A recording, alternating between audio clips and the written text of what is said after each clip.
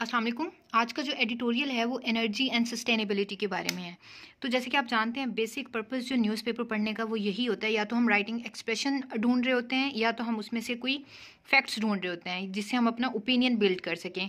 अब अगर सीएसएस या पीएमएस का कोई ऐसा बच्चा जो एनर्जी क्राइसिस के बारे में नहीं जानता, बेसिक के बारे में नहीं जानता, तो इसीलिए ही न्यूज़पेपर पढ़ने का कहा जाता है ताकि वो फैक्ट्स चेक कर सके कि कैसे एनर्जी क्राइसिस स्टार्ट हो रहा है, क्या इसके रीजंस हैं, कैसे इसको टैकल किया जाएगा।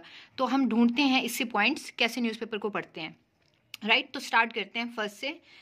As the country entered the winter season, the load shedding of natural gas also began in multiple cities and citizens had to face yet another challenge in their lives.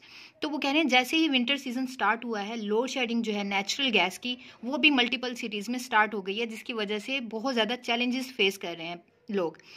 The outage of natural gas is driven by its high demand from November to February because of the consumption of an industrial commercial level along with heating appliances in residential areas.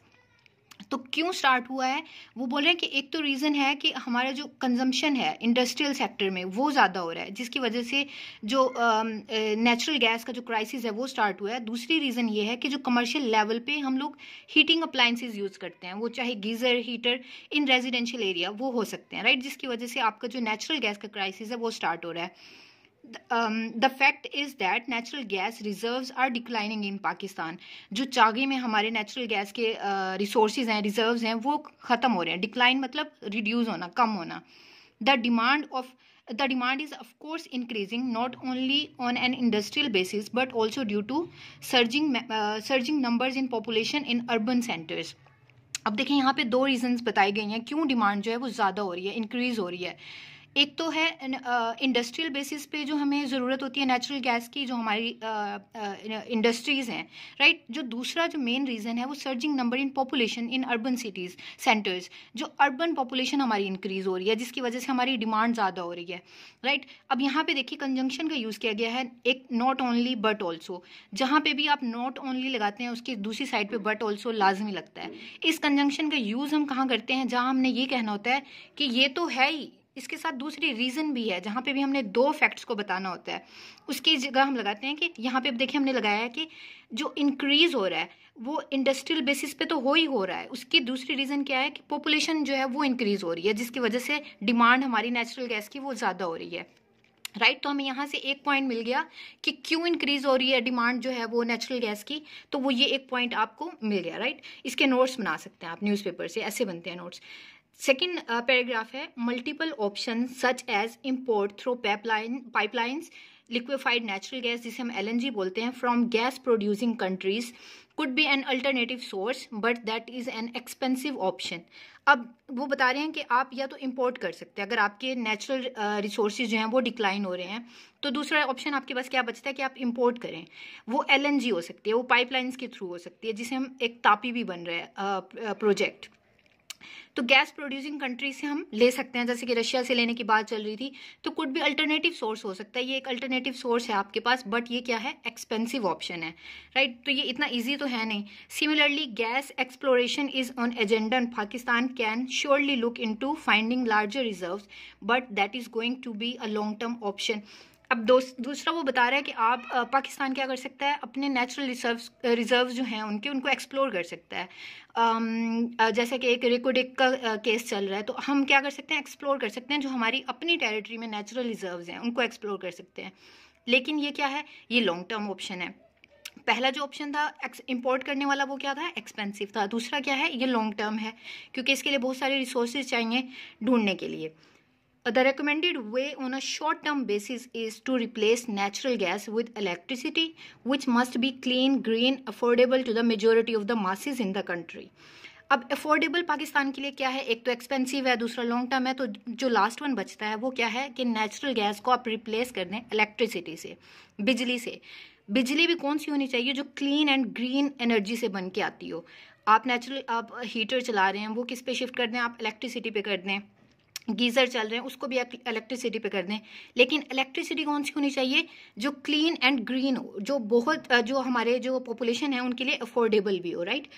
Then renewable energy sources such as solar and wind power plants are the quick fix in the present situation in Pakistan, which will not only enhance the capacity generation of electricity across the country but also save foreign exchange reserve.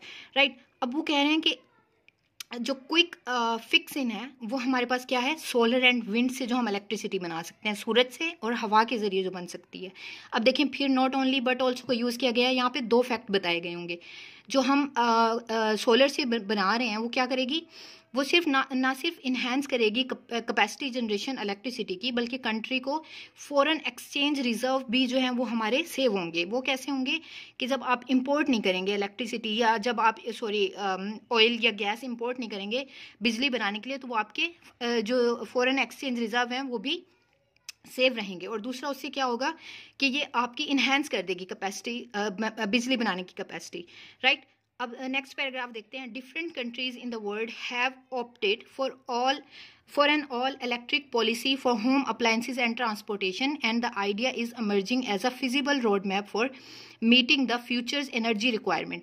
अब वो कहने हैं जो developed countries है ना, ये बहुत सी जो डिफरेंट कंट्रीज हैं उन्होंने क्या कर दिया, उन्होंने जो होम अप्लायंसेज हैं या ट्रांसपोर्टेशन है वो क्या कर दिए हैं, वो अपनी तमाम शिफ्ट कर दिए हैं इलेक्ट्रिकल पॉलिसी पे चली गई हैं. वो जैसे अब इलेक्ट्रिक कार्स आ रही हैं, वो ट्रांसपोर्टेशन में शामिल हो जाते हैं. होम अप्लायंसेज हैं वो इलेक्ट्रिसिटी ज़्यादा कंज्यूम कर रही हैं, और इलेक्ट्रिसिटी कहाँ से बन रही है, सोलर से बन रही है या विंड एनर्जी से बन रही है. राइट. अब देखते हैं regional counterparts such as India and Sri Lanka have no reserve of natural gas. अब वो कह रहे हैं जो हमारे रीजनल हमारे जो हमसाया ममालिक हैं इंडिया या श्रीलंका, उनके पास क्या है, नेचुरल गैस के रिजर्व्स नहीं हैं. Many developed countries are investing in the generation of solar electricity for residential, commercial and transportation because natural gas is also hydrocarbon that is affecting the environment and contributing to adverse climate change. अब वो कह रहे हैं जो developed countries है ना, उन्होंने shift कर दिया अपने ट्रांसपोर्टेशन का जो है या रेजिडेंशियल या कमर्शियल यूज़ है नेचुरल गैस का, उन्होंने सोलर इलेक्ट्रिसिटी पे चेंज कर दिया. क्यों? क्योंकि नेचुरल गैस जो है वो हाइड्रोकार्बन है जो इन्वायरमेंट को हार्म करती है, जिससे जो क्लाइमेट चेंज का फेनोमेना बन रहा है जिससे. राइट. तो इसीलिए उन्होंने क्या कर दिया, सोलर इलेक्ट्रिसिटी पे शिफ्ट हो गए हैं. The world is moving toward green energy to prevent itself from the harmful and devastating impact of increasing carbon footprint and climate change. तो जो डेवलप्ड कंट्रीज़ हैं, द वर्ल्ड है जो तरक्की याफ्ता ममालिक हैं, वो क्या कर रहे हैं, ग्रीन एनर्जी की तरफ जा रहे हैं टू प्रिवेंट करने के लिए अपने आप को हार्मफुल एंड डिवेस्टेटिंग भी सिनोनिम है हार्मफुल का. तो इसको इम्पैक्ट जो इन्वायरमेंट को इम्पैक्ट कर रहे हैं, कार्बन उससे खुद को दूर कर रहे हैं. And increasing carbon which is already caused natural catastrophe resulting in fatalities and destruction of habitats, infrastructure and damage the economy. तो ये climate change क्या कर रहा है, वो कैटास्ट्रॉफी पैदा कर रहा है, फेटेलिटीज़ डेथ कर रहा है. ह्यूमंस की हीट वेव्स आती हैं, वो क्लाइमेट चेंज की वजह से आती हैं, जिसकी वजह से डेथ होती है पीपल्स में. And destruction of habitats, infrastructure and damage of economy. Infrastructure कैसे डैमेज हो रहा है क्लाइमेट चेंज से, क्लाइमेट चेंज की वजह से फ्लड आ रहे हैं, फ्लड की वजह से क्या हो रहा है, इंफ्रास्ट्रक्चर डैमेज हो रहा है. और ये सब कुछ किसको करता है डैमेज, इकोनॉमी को करता है किसी भी कंट्री की. देन है UN sustainable development goal 7 also focuses on a concentrated global effort to ensure access of affordable, reliable, sustainable and modern energy for all. जो UN का सस्टेनेबल डेवलपमेंट गोल है, गोल नंबर 7, वो किस पे focus करता है, वो करता है affordable, reliable, sustainable and modern energy पे, वो सबको मिले. Late but right, Pakistan's government decided to take a commendable initiative to produce renewable energy mainly from solar power project, which is the renewable energy mainly from solar power project, which is the most suitable way for the sustainable energy solution for Pakistan. कहते हैं देर से आए हैं लेकिन दुरुस्त आए हैं. तो पाकिस्तान की जो गवर्नमेंट है वो तारीफ के काबिल प्रोजेक्ट जो है वो रिन्यूएबल एनर्जी की वो बना रही है, जो सोलर पावर प्रोजेक्ट हैं.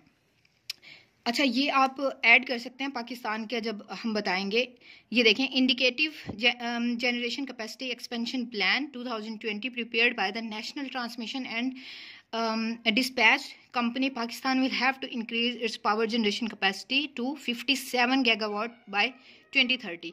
तो ये जो एक सेंटर है वो बताता है कि पाकिस्तान को बनाना होगा अपनी एनर्जी जो पावर जनरेशन है उसकी कैपेसिटी को इंक्रीज़ करना होगा 2030 तक 57 gigawatt.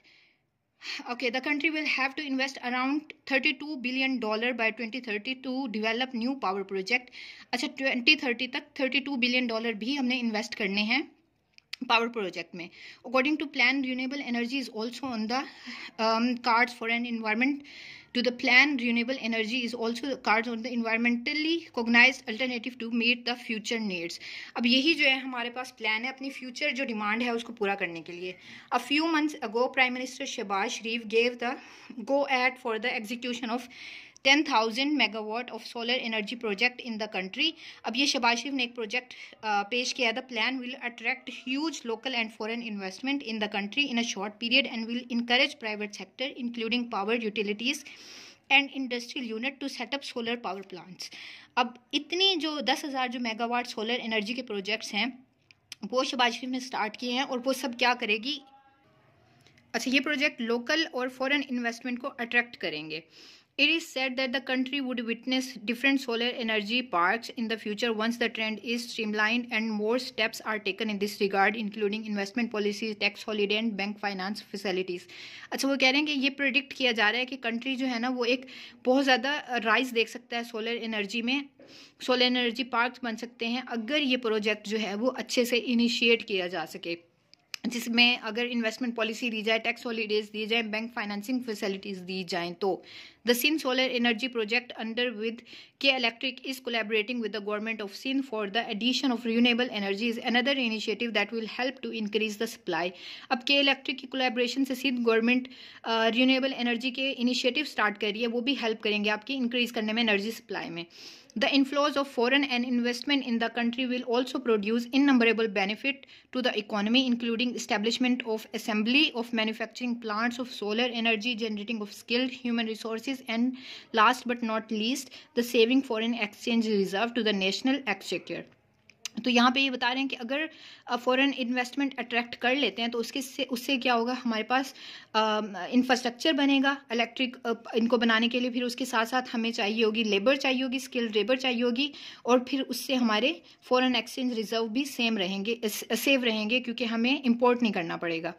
Besides the policy initiative, the most important factor to attract investment is green energy is to safeguard the investors' interest in the country through concrete steps including conducive environment and ease doing business. वो कह रहे हैं ये तो ठीक है कि आप पॉलिसी इनिशिएटिव कर रहे हैं, इसके साथ साथ आपको क्या करना है कि बाहर के लोग आकर इन्वेस्टमेंट करें, उसके लिए आपको कंड्यूसिव इन्वायरमेंट देना होगा and ease of doing business देना होगा, टेररिज्म के थ्रेट को ख़त्म करना होगा, उनके लिए एक अच्छी बिजनेस पॉलिसीज़ बनानी होंगी, तभी जाके ये सब क्या होगा, ये अट्रैक्ट होगा. तो इस पैराग्राफ में भी ये तो government should address the issue of circular डेप्ट in the energy sector and resolve payment issue of the power utilities particularly from its end. Government को अपने एंड से जो है वो पॉजिटिव ट्राई करने चाहिए, right. On the existing utilities perform well operationally and financially, the energy sector will welcome a huge local and foreign investment in the country. अब यही सेक्टर जो है वो एक अट्रैक्ट कर सकता है लोकल भी और फॉरेन इन्वेस्टमेंट भी इस सेक्टर में. The investment will eventually have spilling effect on the consumer. The cheaper the electricity production, the lower the cost of consumer in the from fuel charge adjustment. जितनी ही वो कम होगी उतनी ही फ्यूल एडजस्टमेंट वो रेट कम होगा. In parallel to this renewable will also increase the overall supply. So positive investment environment is the key to citizen socio economic welfare. अब जितनी ही इन्वेस्टमेंट अच्छी बनाने के लिए आपको पॉजिटिव इन्वेस्टमेंट चाहिए उतनी ही आपकी सोशो इकोनॉमिक वेलफेयर जो लोगों की वेलबींग है वो बेहतर होगी.